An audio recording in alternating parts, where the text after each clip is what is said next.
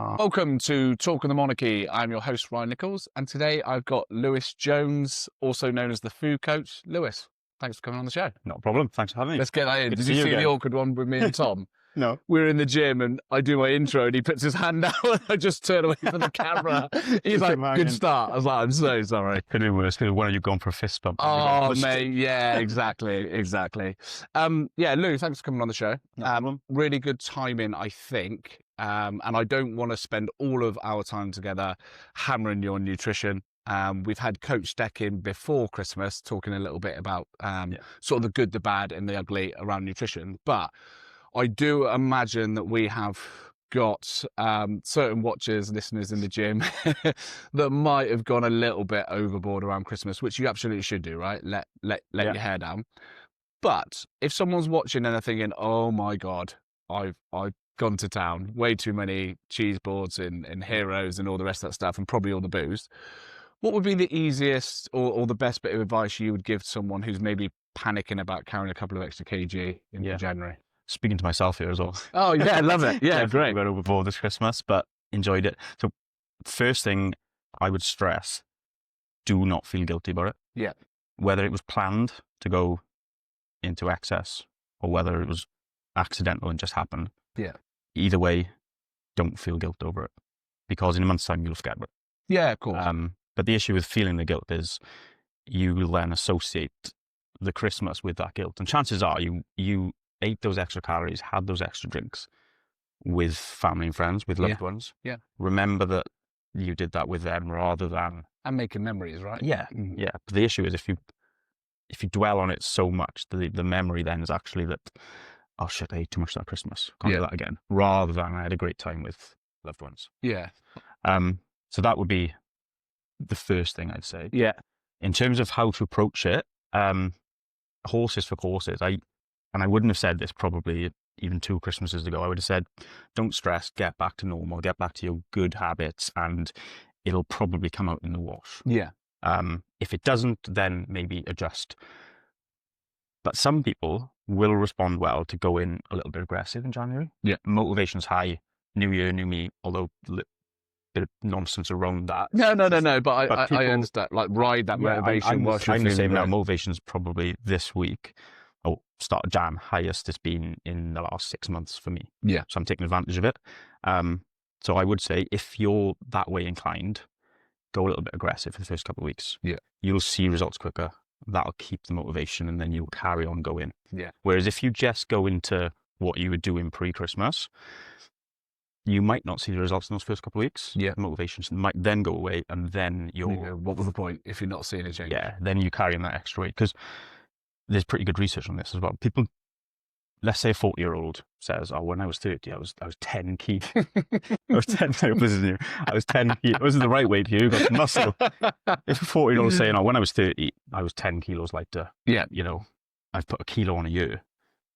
They've not put that kilo on. That kilo's not spread over the year equally. Yeah. It's the holidays. It's Christmas. It's going away. It's a few weeks of the year. Yeah. So if you can... That's definitely me. Yeah, same for most people. Yeah, I know that as I go into a holiday, and since Monarch's been open, and we were just talking off air, my holidays have been more about just finding a really nice place to relax and not doing anything. With that comes far more coffees, iced coffees, maybe the odd cocktail, and then pretty much first, third, breakfast. Yeah, 3 courses for breakfast, lunch, and dinner. Yeah. So that's definitely me. Yeah.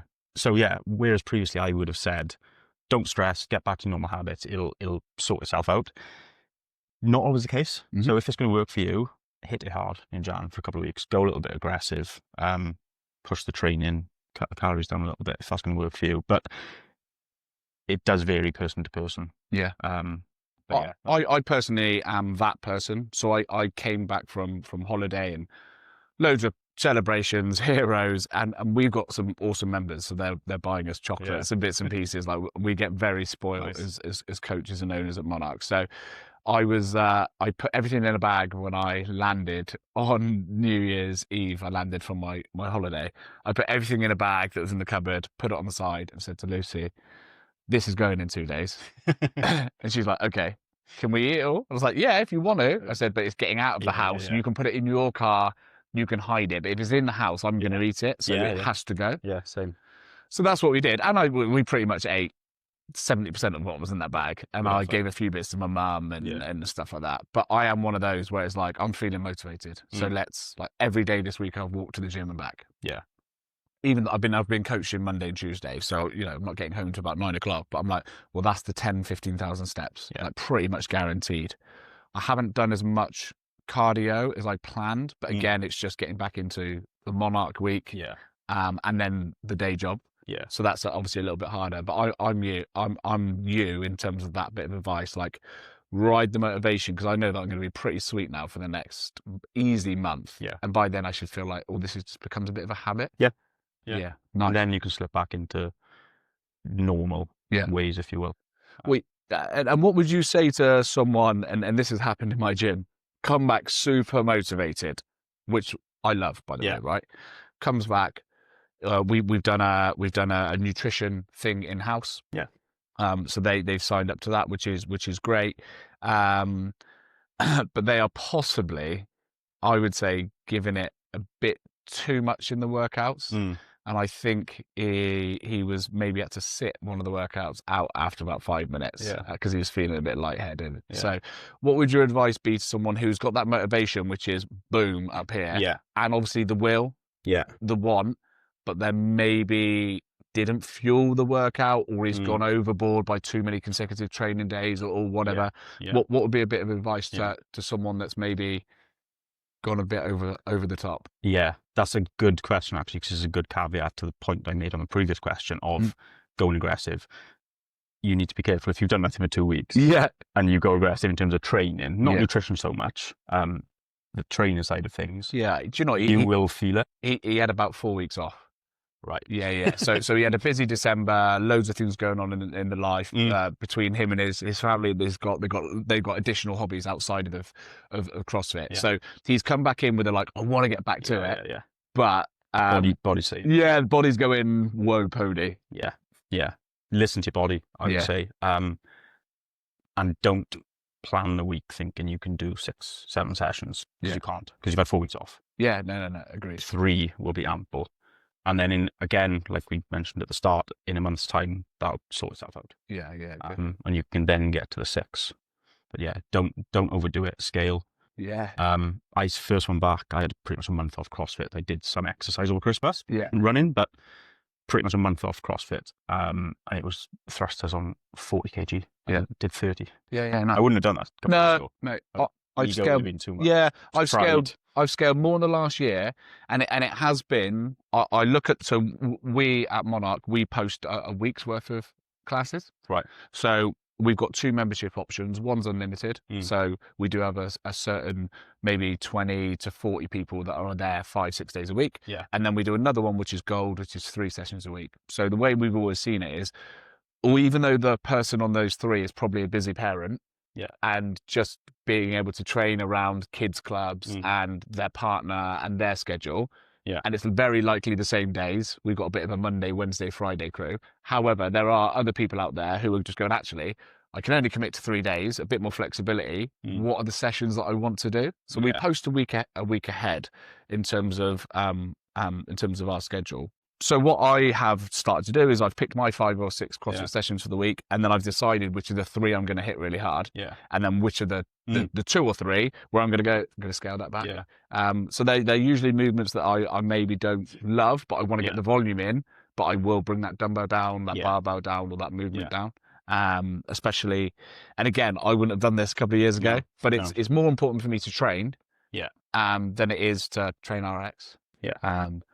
Again, if you'd asked me a few years ago, I would have been like, no. RX everything. Yeah, RX everything. That's the thing is as well, the ones that you do RX and you do hit hard, you will hit those harder than if you tried to hit all 3 hard. Yeah. 100%. You'll get more out of it. Yeah. You'll be a better athlete, if you will, for doing that. Yeah, so I would, if I told you how much I'm in the gym, you'd probably suggest that I overtrain. Yeah. However, I would offer a little bit of additional info. Is there are days where I just sit on the bike, spin my legs for an hour. There are days where I go over to Anytime Fitness in Yeah. Chippenham, and I'm sat on a machine doing some leg extensions, Yeah. some calf raises. So even though I'd say my accumulation of gym sessions is probably quite a high number, Mm. where most people would say you might want to bring that down, Yeah. I do vary what I'm doing, so I can train, whether optimal is the right word, but what I can train as much as I like to, but I do have to switch it up. Yeah. I've always had a CrossFit membership and then what we call a regular, normal membership. And it'll just be those days. I might get to Thursday, Monday, Tuesday, Wednesday have been really tough. And I've gone, do you know what?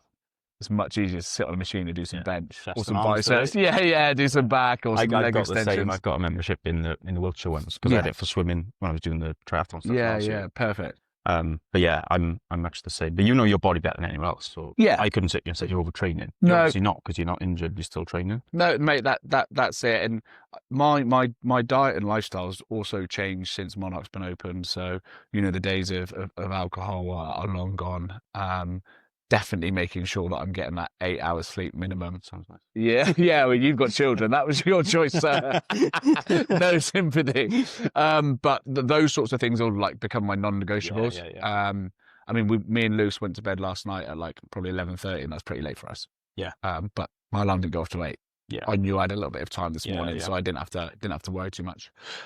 So what does and I've got a couple more questions, but you just mentioned it, reference to sleep. What does life look like for you? So those who don't know you, and I know a lot of our members will because of the seminars you've done at the gym, and you've been a member before, an open gym member before, training mainly on lunchtimes and in the afternoon.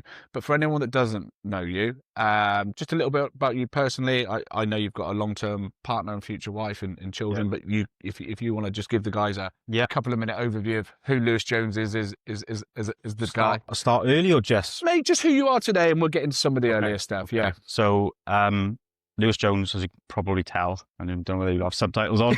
I'm not from around here, from South Wales, but I've been here 10 years. Came here after uni for work. Got a fiance. We're getting married June this year. Yeah, scary. No, it's this year. Mate. Nice. 2 kids, 6 and 2. Just turned 6, about to turn 3. So that's fun. They're good ages, though, right? Oh, so much fun. Yeah. A lot of personality. Yeah. But so much fun. But I feel like those ages, you're getting a lot back. Oh, yeah. Obviously, when they're just a blob, you're just changing nappies and feeding them and probably up every couple of hours. But I imagine there's a little bit more routine at this age. Yes, yeah. Maybe not the guaranteed 8 hours unbroken that you might need, but there's more routine. The routine is 45 minutes of trying to get them to put their clothes on. Another 50 minutes trying to get them to brush their teeth. Yeah, nice. But yeah, they got school and nursery and preschool and stuff now. Cool. So there's more routine. And yes, to your point of a newborn, they've got personalities now. Newborns, like so. They're not doing too much. It's a cute stage, but it's real good fun now. Hard work, but fun and rewarding. Did you always see yourself as being a family man? Do you have a big family yourself, or does the missus? We're both the same. She's got one sister. I've got one brother. Yeah.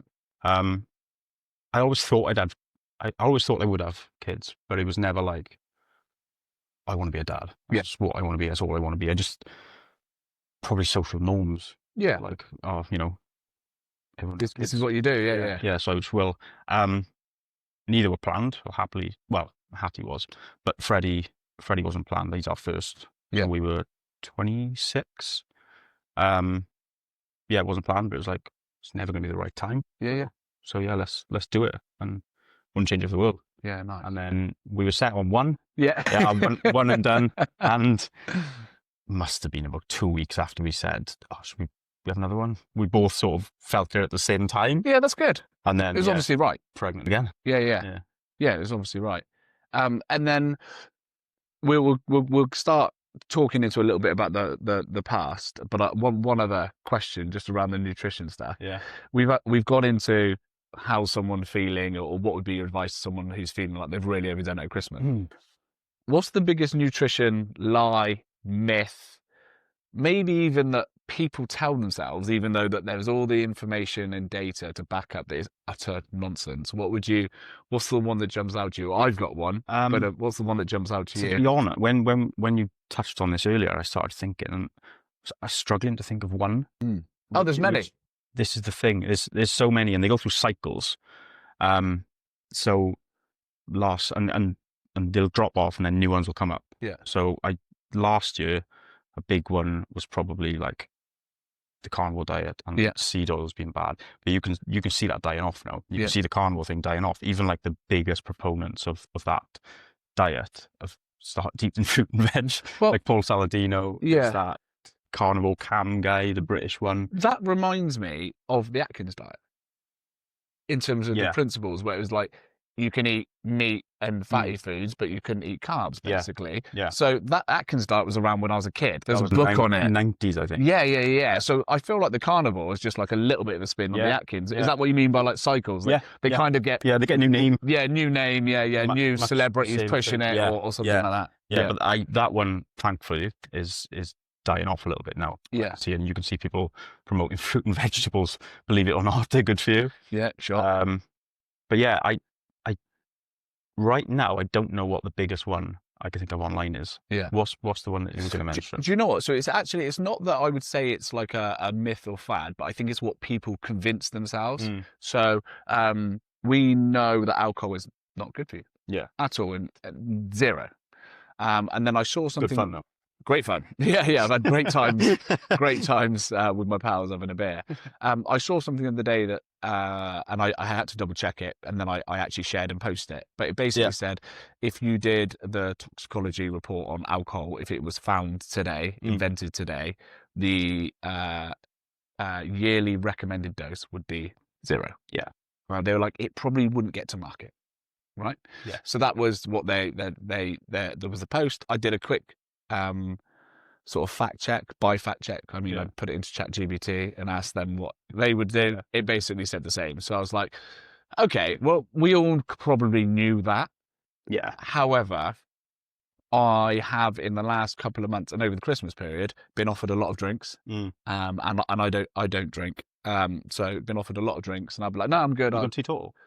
Pretty much. Yeah. Yeah, pretty much. So I had a shandy whilst I was away over Christmas on one of our lunches, which I did finish. Yeah. And then I had a whiskey on ice at dinner, which I took one sip of and didn't finish. So I probably I can't tell you the last time I had a drink before that. Yeah. Yeah, maybe in Mexico, which was my holiday, September. Right. And again, we had like this icy shandy drink. Yeah. Just tasted like fruit, but there was like a beer and like margarita mixed together, and it was like a float. It was really nice. These Americans we were talking to had one. So again, I had like one. Yeah. So not a drinker, but lots of people going, oh, it's all right to have one, isn't it? It's yeah, red wine's good for you, isn't it? And I'm like, no, it's just the thing that went round in the 90s about antioxidants. There's some in red wine that's good for you, but it comes with the alcohol, which isn't good for you. So exactly. Probably doesn't balance out. There you go. So that's the one where I'm like, we all know this. Like I don't need to tell you not to eat pasties or chips for breakfast. Like we do all know it, but we kind of convince ourselves, right? Yeah. It's the thing that suits our narrative. Yeah. You know? I don't know if I agree now, though, whether I think 5 years ago, yes. I think now there's been such a push on the stats going sober. Dropping off, right? Yeah. Like mainly in young people. Yes. So what I saw the stats, and it was saying basically from 20 years, so from like 16, it probably said 18, but it probably meant 16, 18 to 25, and it showed the stats 20 years ago. Anymore. And now they've dropped. Yeah. So I think it's like our parents and probably us are the last. Yeah. The chance of your kids drinking alcohol are probably going to be pretty slim. Yeah. Yeah. Which on the whole is a good thing. Yeah, 100%. And what I'm about to say probably in a second, it might sound like I'm disagreeing with that. No. And I think there was a need for the dangers of alcohol to be brought to the forefront, if you will. Because it was such a social norm. Yeah. People knew it was bad for them. Like, fuck me, you got not 12 pints. The way you feel the next day, you don't need a research paper to tell you that ain't good for you. Like, that's you getting the poison that you put in your body out. Yeah. It ain't good. And I think there was a need for the push of going sober and highlighting the risks that come with alcohol to the forefront. But what we've just said about, like, I'm not saying going out with your pals and getting pissed is a rite of passage. No. But I think, and I see it with youngsters coming up now, I had a graduate working for me in the 9-to-5 job, and we were chatting about stuff. He's a football fan, we were talking about football, and he goes, oh yeah, people my age don't go to the pub. And I was like, what? Didn't get it. I was like, yeah, they don't go to the pub. I was like, well, they do. It's like, a game? Yeah. And I was like, has this gone too far? Yeah. I'm not saying you need to go to the pub and get absolutely wasted every weekend, but it's British tradition in the pub, and you can see them closing down all the time, which I think is sad. I think the pub's Yeah, yeah, great. yeah, agreed. Because some of your best memories will be, and probably some of your best friends you met either through football, Yeah, but slash the pub, which is Yeah. probably why you played Yeah. football and went to football and watched football, right? yeah, So I think the social part of that is massive, yeah, and it doesn't surprise me that we now have a lot of awkward, anxious yeah. children, some with really bad social skills. Mm. Um, so I do agree that Yeah. there are some benefits, but we probably just need to get them from sat in front of a computer with a headset on. To some other social event. Some other yeah. social, yeah, And yeah. the opposite of that, so not the kids coming up. I was thinking about this the other day.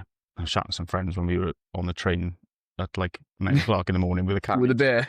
Going to Cardiff. But that's like the one time we get together all Yeah, year, yeah. so I'm happy to send it.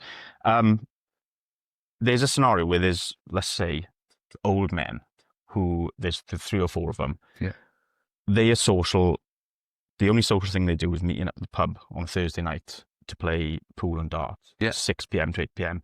And they have 4 pints each. 1 or 2 of them gets the sort of narrative of going sober pushed on them, or their wives tell them, and that thing that they do together every week then goes away because they don't go because they're not drinking anymore and they don't want to be in that environment. And there's like one bloke out of those 3 who's widowed. That was the only social interaction he has every single week. Yeah. And now that's gone. I think, and obviously I'm just hypothesizing here, I think that the negative from losing that social interaction is worse than the positive of not drinking those 4 pints a week for him individually. Now, obviously, I've just made a scenario. I pulled out my arse. Yeah. But So I think that is happening as well. I definitely see that point, and if it was just the 4 beers and stuff like that, then it makes sense, right? Mm-hmm. But I think what you could then argue, if it's 4 beers, then he goes home and has another 4, and then he's still drinking 4 beers every night. Yeah, but these are the only social still do ones. that if he wasn't seeing his friends. Yeah, possibly. So in my made up scenario, he was only having 4, which probably ain't. No. But I do see, again, I'd probably say it's with like what would be my father's age generation. Yeah. They do go to the pub after work. They have 3 pints and they go home. Yeah. So with that sort of, that sort of tradey lifestyle. So yeah, mate. In their boots. Yeah, absolutely. So I think they're not doing 20-year-old binge drinking, getting out of there, falling down the streets, spewing and all the rest of that. I do think you are right about what is better. Sat in front of your computer, chopping off to your mates about Call of Duty or FIFA or whatever it is they're playing nowadays. It's trying to find that bit in between. I mean, I think the zeros are great for us. Yeah, I know they're becoming more popular. Yeah. They don't taste like shit like they used to. No, they don't, good, mate. you know? I drink a Thatcher Zero. Yeah. And it tasted like a Thatcher's, slightly sweeter. But I'm like, I can have 3 or 4 of those. And I think what I've noticed for me, which has probably been the only bit that's changed, is there isn't a huge amount about me at any point that wants to be out past 10 o'clock. Quite like a bit of a home dude, right? Yeah. Also, if my mates are having 4 or 5 beers, everyone's volume's gone up. Yeah. The jokes have got a bit repetitive, which I do love. It's hilarious. But if I've had 3 or 4 of zeros, I'm like, you lot are now getting annoyed. I want to go. Yeah. So you're on different wavelengths. So sometimes I miss it, but equally, mate, I've spent most of my 20s and 30s partying, socializing. I feel like I've just done it to death. It wasn't necessarily a health thing for me. No. It was like, why am I having 2 pints? Yeah. Like it seemed a bit pointless. Yeah. And then, noticing that the more I cut it out, when I did try and go back to it, it was way worse. Yeah. Like I'd have 1 beer and be like, oh, have I got a hangover? Yeah. This is pointless. There's no point having 1. And they've just decided that this is kind of where I am with it, I suppose. Yeah. So the biggest thing is your relationship with it, I think, isn't it? Yeah. If you can put it down, if you can leave it there. Like I'll go through sober stints, and I'll go through stints where I feel like I'm out more than the bins. Yeah. But yeah, if you can learn to then, maybe you need to reduce it for a period of time. Yeah. But I think to your point that you made then, that spent your 20s and 30s partying, Yeah, yeah. it's easier for you and me to say, because we've done that, oh, you know, I don't think you should drink. Yeah, yeah. But some of my best memories with my mates, I ain't having them sober. Yeah, yeah. Like, No, 100%. I, And they're I couldn't have done probably, it. I couldn't have done the stuff I've done sober and enjoyed it as much. if you were sober watching, maybe they're not that accurate. But in Yeah, your yeah, head, yeah, oh yeah, this happened, and there was loads of them, and this, yeah, and then we did this, yeah, and then we ran from that, and you're like, yeah. in your drunken head the next day when you're piecing it together with your mates, where you're still pissed, that was the funniest, best thing you've ever done. But actually, if there's CCTV cameras, like maybe only 60% of that happened, Yeah, perhaps. Do you know yeah, what I mean? Like, I think that's the yeah, other bit that we yeah. have. So yeah, But mate, I've heard some amazing stories where it was around alcohol and individual partying. choice at the end of the day, isn't it? Mate, agreed. And what you said about it being illegal, if it was developed today and it came out and Yeah. it'd been banned, it would. But the reason it's not banned now is because it's taxed to fuck. Yeah. Let's be honest. It's not banned because it's unsafe. Yeah, well, same as cigarettes, right? Yeah. Although that's going a bit the other way. Yeah. But I think I mean, cigarettes have less of a social, economical thing around them than alcohol does. Like Yeah. alcohol's in this setting, smoking is just this thing that some people do, whereas alcohol comes, it boosts the economy. Like Yeah. it's in pubs and restaurants where people will go and have a good time, have a social time with their friends. Smoking was never that thing. So I can see a world where smoking would be banned yeah. in 10, 15, 20 years' time, maybe. It wouldn't, I don't think surprise me. will. I think Not they've in got this the nice country. replacement with the vapes, haven't they? Don't look nice, but Well, yeah, they've got I agree. they've got alternatives. The Yeah. amount of people that vape. Yeah. I mean, it's like, so I've got mates who've never smoked in their life that are vaping. Yeah, yeah. And it's like stuck to their hand. Yeah. Like, you can't, like, you can go on Instagram, you can't find a picture without someone with their vape Yeah. stuck in there, Yeah. arm around someone with a vape in their Yeah. hand. So yeah, mate, yeah, you're right. Not a nice alternative. I actually think, yeah, we'll talk about that another day. But yeah, I think I hammer my mates who vape, who've never smoked. At least if you smoked and you're now Yeah, vaping, I'm it's an going, all right, alternative, like, it's yeah. better. You smell less. Congratulations, Yeah. like you stink You less. can get away with it indoors a little bit easier. Yeah, exactly. But I've got my mates who do it now. I'm like, you're an absolute plum. Like absolute plum. No sympathy for you. Yeah. It's embarrassing. But yeah, fair, mate, fair. Lou, we're going to touch on just a couple more things around nutrition, and then we'll move on.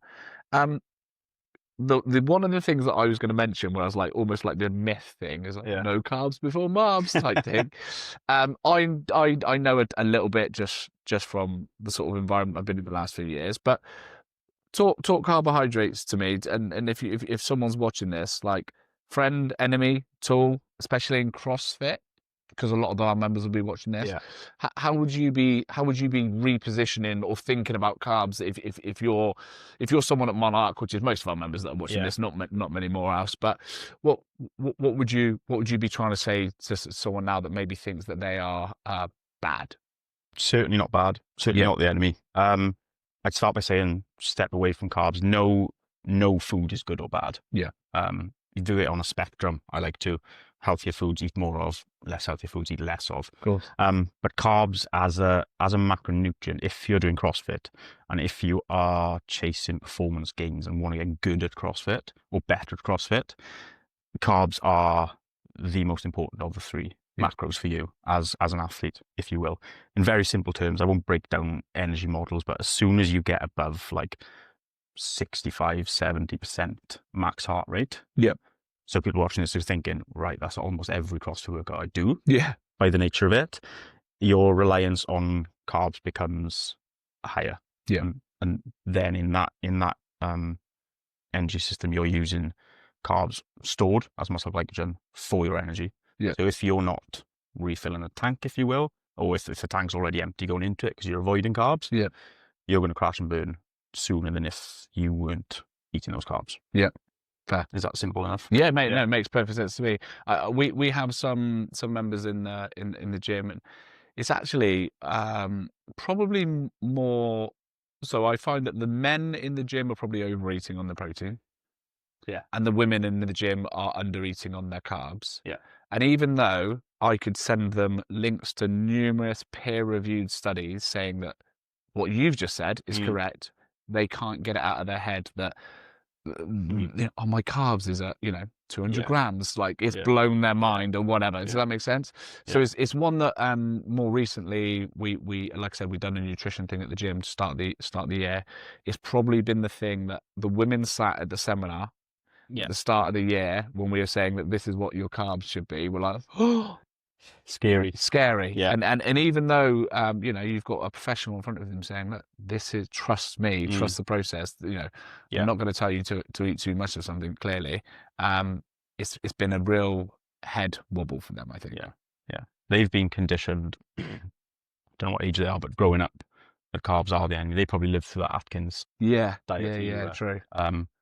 which as a diet, I think did have. Do you see that? success. So what I just said to you with men overeating on the protein, women undereating on the carbs, like you're the professional here. You've worked with people in both group settings and one-on-one. Is that a sort of a fair statement across a broader plane, or are you seeing something different?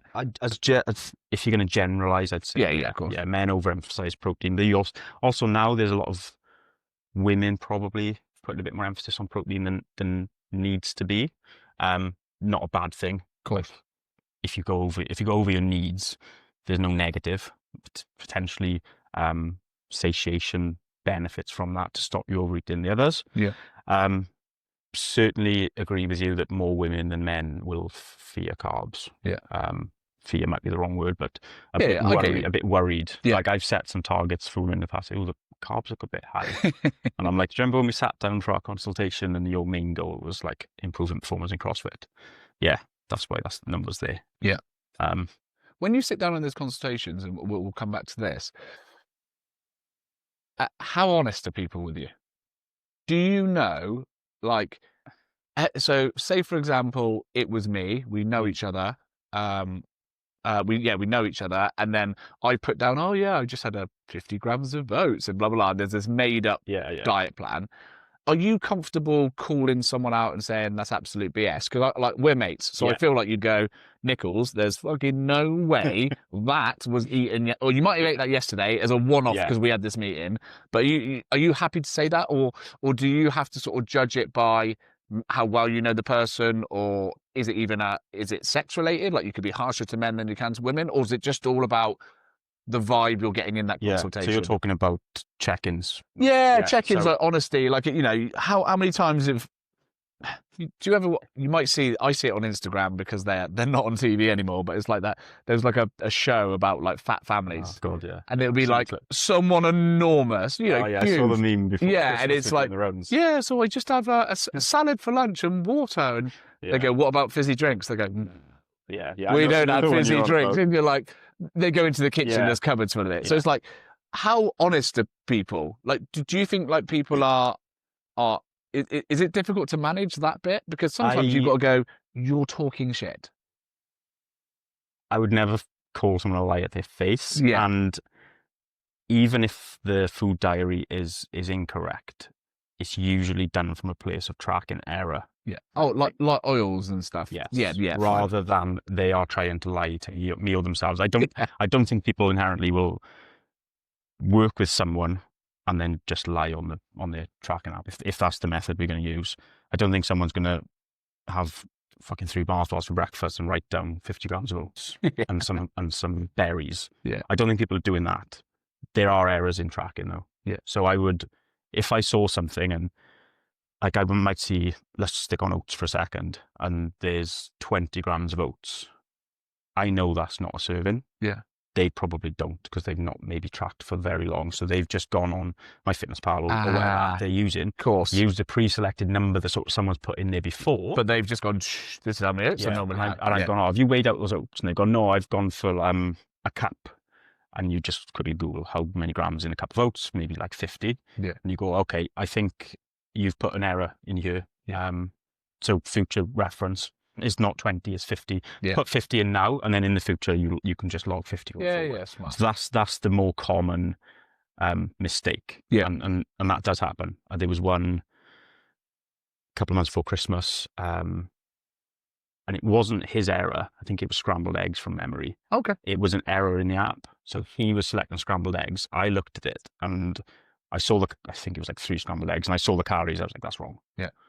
But it was an error in the app. So he's just selected 3 eggs. Of course. So that happens as well. Yeah, fine. So that's the most common errors with tracking. What? And then, like you said, oils and stuff, people won't put them on, or they'll say, "Oh, a teaspoon of oil." Yeah. And you look at the meal and you think you've probably. Yeah. I was like, next time, you don't have to do this every time. Yeah. Next time, Put a actually teaspoon measure in, the spoons, and then you're gonna, oh and my you God, go, I have "Oh, 10 times that. it was 4 or 5 teaspoons." You go, right, now you know. Next time, put 4 or 5. Yeah, yeah, of course.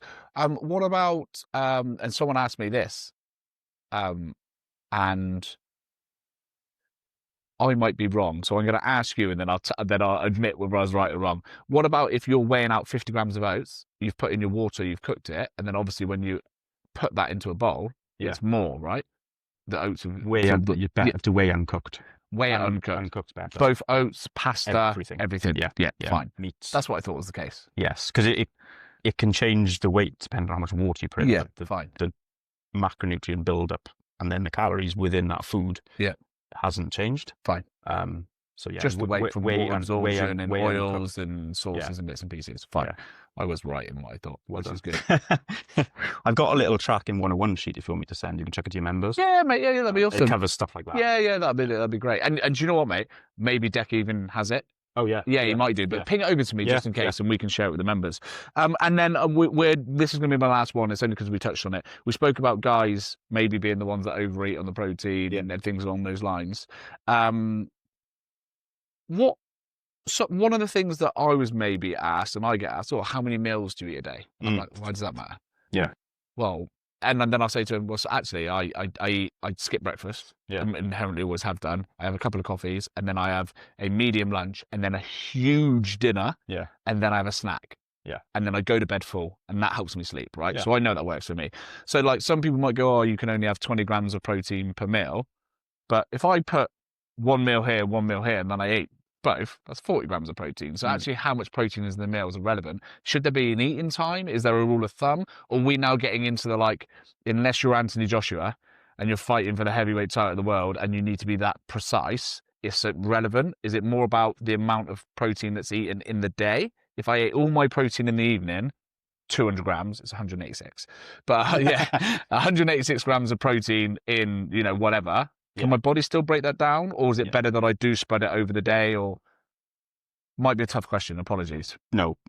So in order of importance, most important total amount for the day. Yeah. So like you've ticked that with eating it all at night. Yeah. Is that optimal? Probably not. Yeah.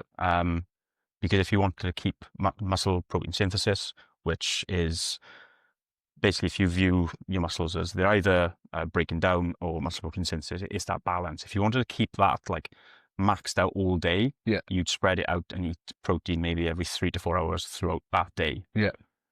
How much difference that makes to the outcome of what you will probably want is muscle gain, muscle retention, strength gain, all that kind of stuff. Yeah.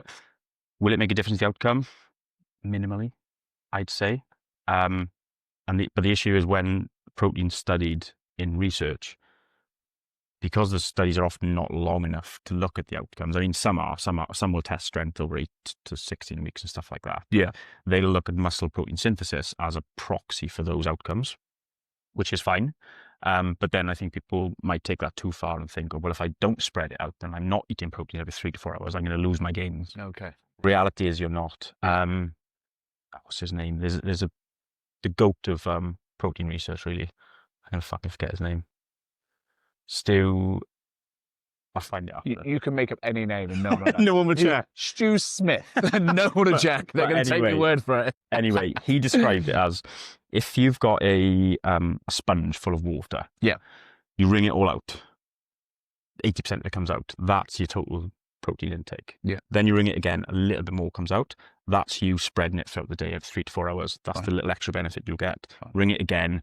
That a couple of drops come out, that might be the quality of the protein in there. If you're working with someone and they're someone like me and they say, yeah, Ryan, I don't eat breakfast and then I have a little snack in the day because I'm on the road and then I eat all my food at night, you're not trying to go, you have to eat breakfast, you have to eat lunch, you have to have a snack at 3, a 10:30 snack. You're going, okay, well, that's what works for you. Yeah. We're just going to make sure that the thing you're eating in the evening isn't a pizza and 2 burgers. Yeah. It's, let's get some decent amount of nutrients and quality proteins in there. Yeah. At the end of the day, it's a client-led process. It's got what's going to work for you. Yeah.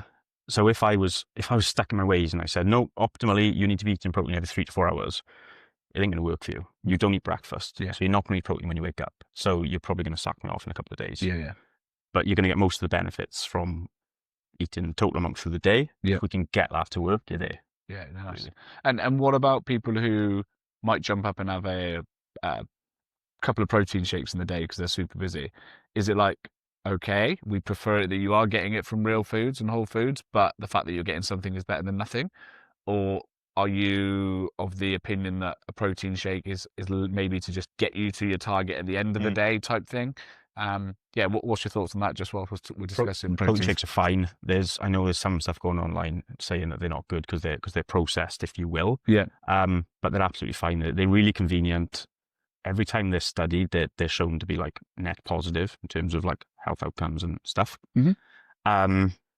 So it's a convenience thing. Again, it goes back to your lifestyle, what works for you. If Yeah. you're not going to hit your protein goals, if you don't have those 2 shakes, it's better to have those 2 shakes than not. Yeah. Now, flip that scenario when someone thinks, oh, these shakes are easy and tasty. I can get one that tastes like strawberries and cream. Yeah. I'm going to stop eating my eggs for breakfast, Yeah. my chicken or fish for lunch. I'm going to have these instead. That's probably worse. Yeah. Because Sure. probably the biggest issue with trying to hit your protein using shakes or using more shakes is they're not going to fill you up because it's liquid calories. Yeah. One of the benefits of protein is it's quite good at regulating appetite. Yeah. Because it's quite satiating, it's quite filling. Yeah. You lose that when you go to liquid form of a shake. But overall, shakes are good. If you're not going to hit your goals without using a shake, use one. Yeah. I personally use them time to time. Yeah. I'm the same. Mrs. doesn't like what it does to the smell of my Oh, farts, yeah. Or the smell of your shaker. Oh, yeah. Yeah. Both equally terrible. Yeah. Yeah, nice. And then you mentioned sort of what I would call in the world in which I operate a 9 to 5. You work in a consultative way with each client, so they're all different, right? So you're not, it's not a hard and fast telling me that I need to eat at these times, right? Which I think is great. If you were to tell the members, the guys, people that are watching, is that how you work with everyone? What makes you sort of maybe unique or not unique? Maybe there's just a set pattern in terms of the way that you're trained. But how do you operate with your clients if someone's maybe interested in working with a nutrition coach? Much like we've described, I wouldn't say I'm better than the next nutrition coach or unique in any way. I like to make sure it's a client-led process. So like we've said, I'm not going to tell you to do this if it's not going to work for your lifestyle. We work that out together. If you don't want to track, there's other ways we can go. Yeah. So yeah, it's largely bespoke. I think the biggest thing for coaching in nutrition or any domain is you need to care. Yeah. If you don't care, you're gonna get found out. Yeah, you're gonna get found out, and client will leave you up and leave you. And then it's building rapport with that client. You need to sort of like vibe together, if you will. And I'm not going to vibe with everyone. Yeah. There'll be a coach. If I don't vibe with someone, there'll be a better coach for them out there somewhere. And you're talking about that vibe and all, connection, right? This is important. I think we have it in coaching in CrossFit, and you would have experienced it in many gyms that you've been in.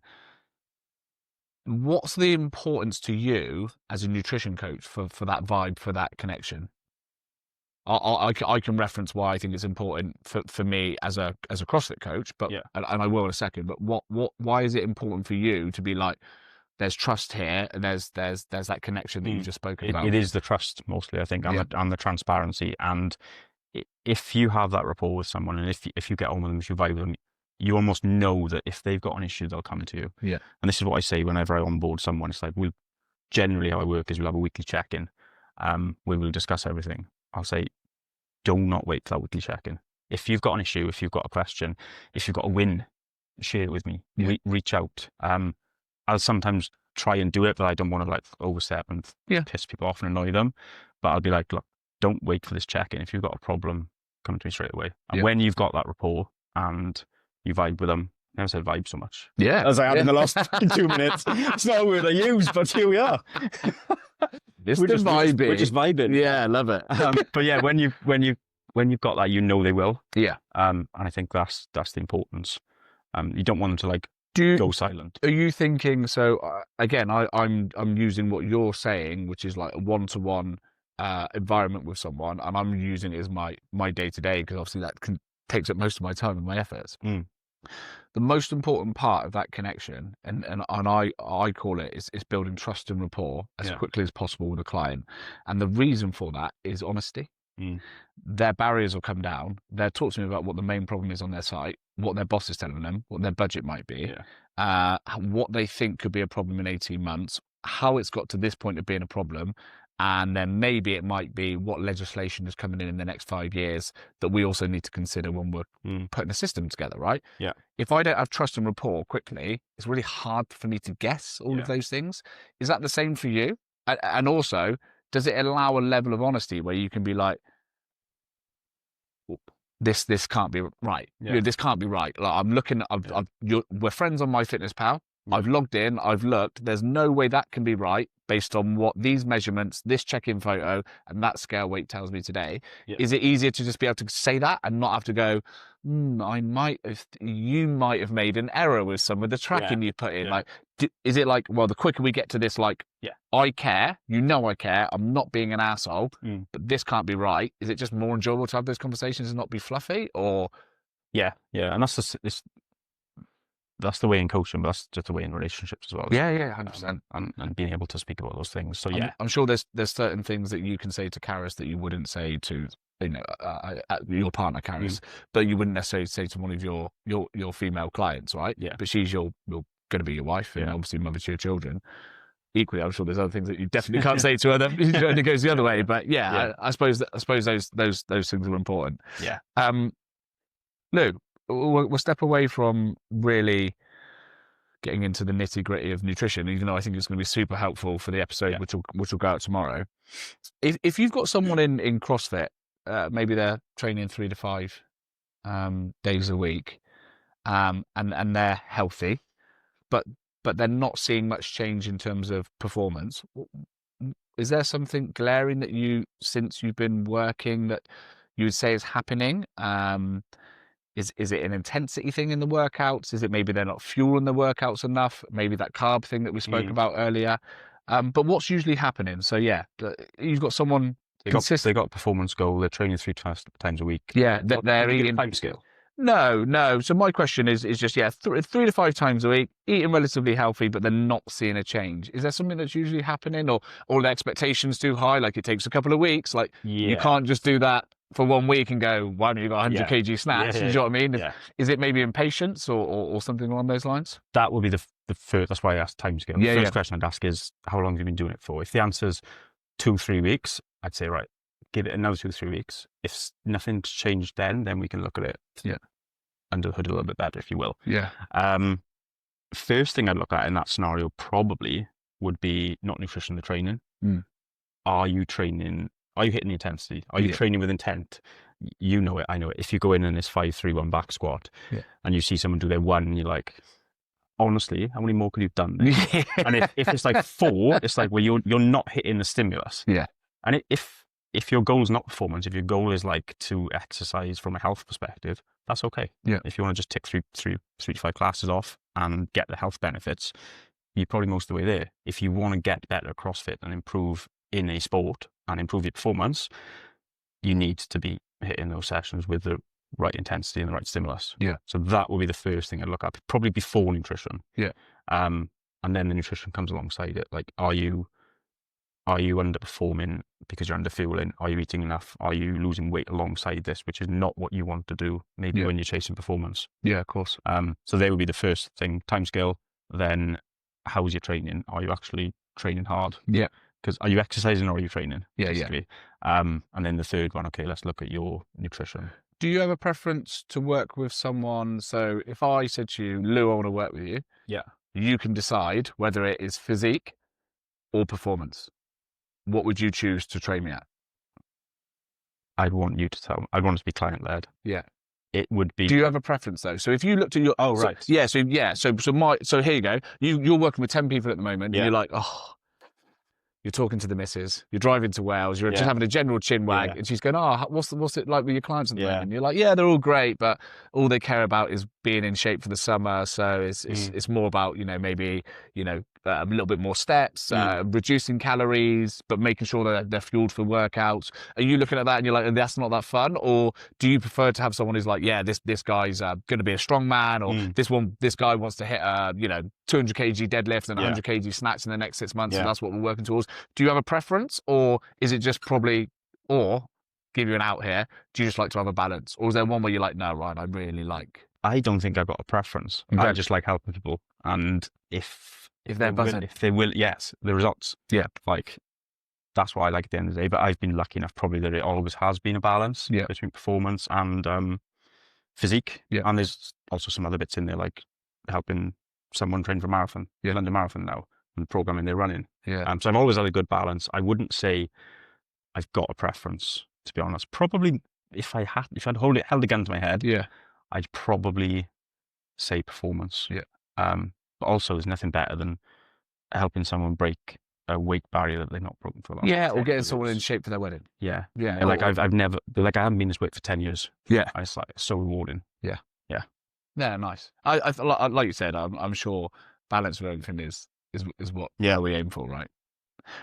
We've together, we've worked with you on numerous occasions, whether it's been seminar led or we've done 8-week academies and challenges, which have been great. What is realistic, would you say, if you again to sort of just be very relatively, you could use me as an example actually if you wanted to, but what would be a realistic sort of body comp or weight loss goal for someone like me in an 8-week period? Yeah. If my aim was, so I'm currently 101 kilos. If I rewind 3.5 months, I was probably 90 kilos. Yeah. All right. So I don't drop under 90 very often. Not these days. It's bloody hard. Need nilness. Cut my leg off. Yeah. 89. Woo. But what would be, and again, this bears some relevance. We've got guys that are just about to, or in week 1 of their 8 weeks of, really giving it some. Yeah. We spoke at the start, motivation's through the roof. Yeah. But they are going to get to a point, even though we encourage not to be stood on the scales too often, they are probably going to do that at some stage in the next 10 days. What is a realistic drop of weight for let's go with a male, 100 kilos, and who is looking to trim down over an 8-week period? I'd say somewhere in the range of like 0.5 to 1.5% body weight. Yeah. So for you, let's call you 100. Yeah. Like massively. Makes it way easier. Like, so 0.5 kilo to 1.5 kilos per week. And does that change for women? Not really. It changes more so based on probably the level of body fat you're holding coming into it. Yeah. The leaner you are, the harder that's going to be. Yeah. And the less you probably will lose then. Like if you're 10% body fat, over 8 weeks, you're not going to lose 10, 15% of your body weight. So that's the biggest blocker, if you will. Yeah. But then for the 8-week challenge guys, I'd say I've said those numbers there. Some of these guys, are they new members or existing? No, do you know what we did, right? So we've done a few together, haven't we, where we've chucked it out to bring members in. Yeah. Now, some people get onto that and they're like, love it. They love the CrossFit. They can't believe they haven't done it before. Yeah. And then they get into the nutrition and they nail it. We also find they love the CrossFit, but they didn't quite get the nutrition side. Now, if you've just come from doing nothing, both can be overwhelming. Yeah. So what we thought is there were some other gyms locally that were doing similar types of things. So I was like, right, we're going to leave that pool alone. Yeah. But what we do have is we run something called Committed Club.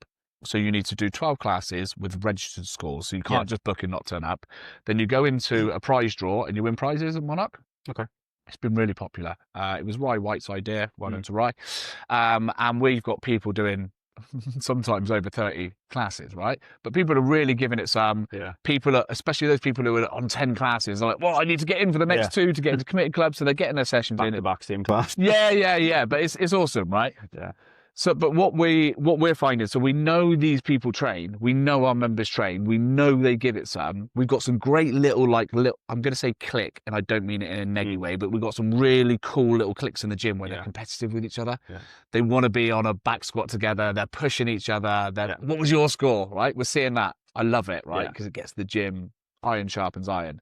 So this is members only. So we know they train. They're Yeah. regular trainers, but they're all different ages, shapes, sizes, Yeah. and bits and pieces. So that's why I was asking, what is a realistic? Yeah. Without, So those numbers are probably good then. The reason I ask was because if they are lifting for the first time, they'll gain muscle quite quickly. Of course they will. So Yeah. that scale number won't be the numbers I mentioned, because there'll be muscle gain pushing up while fat loss is pushing down. Yeah, nice. But the numbers I mentioned for guys who are already training, it is somewhat realistic. Yeah, awesome. I think. But bear in mind, when I say that to people, they think that has to happen every week. Yeah, and of it's course a linear progression. Yeah. You'll find compounding interest, right? Just if you're saving money or investing money or put it in crypto, whatever it is, the more you've got in, the more that you're going to make or save or whatever. And there'll be weeks that the scales won't move, and then the next week it'll move twice as fast. Yeah, it's never linear. Weight loss progression, start there, end there, but it's like that on the way down. Yeah. So don't get too hung up on it week to week. Yeah, just stick at it. And if it doesn't move, you might need to readjust. Yeah, of course. And that's why the check-ins come in, right? Yes. And I think that's super important. What are your non-negotiables as a coach then, working with a client? So you've said to me earlier on, and you might not have realized you said it, but if someone doesn't necessarily want to track, so maybe they don't want to be plugging themselves into an app and scanning everything. Yeah. But are there certain non-negotiables that you'll have where you'd say to someone, well, this has to be done, or we can't work together? What's the bare minimum for someone to be able to work with you? The honesty side, I guess. Yep. But aside from taking that out of it, in terms of tools that they will use, person to person will change. I haven't got something that I ask, other than keep in touch and do your check-ins and use me.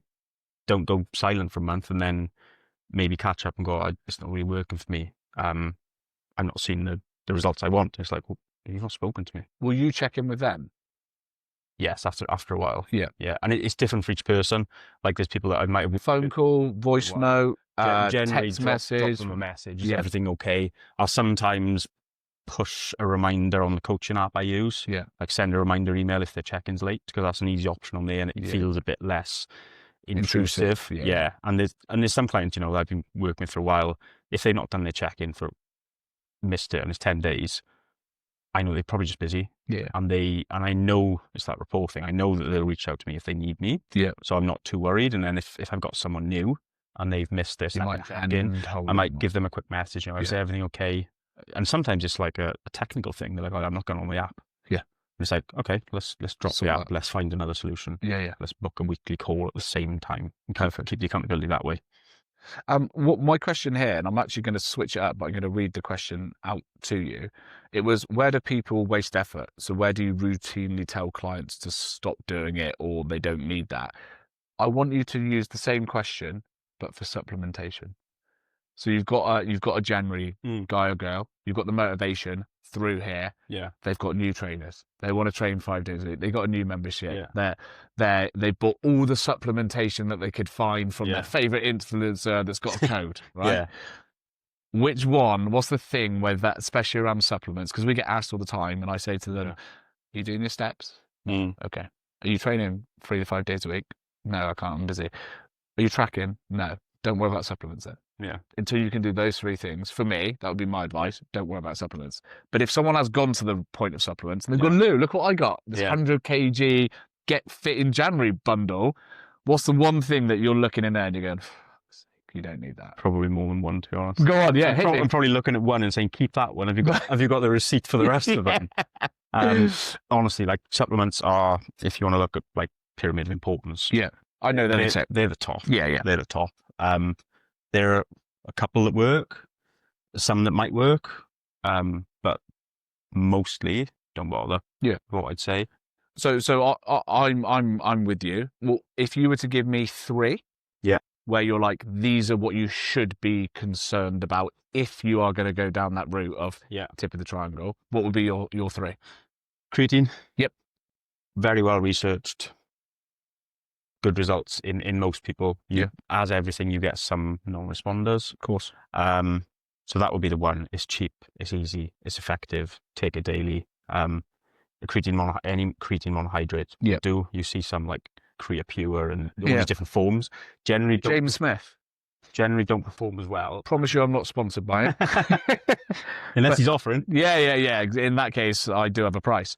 But he has just released a creatine sachet product. Right. I've got some of the sachets in here. What, through New Tonic? Yeah.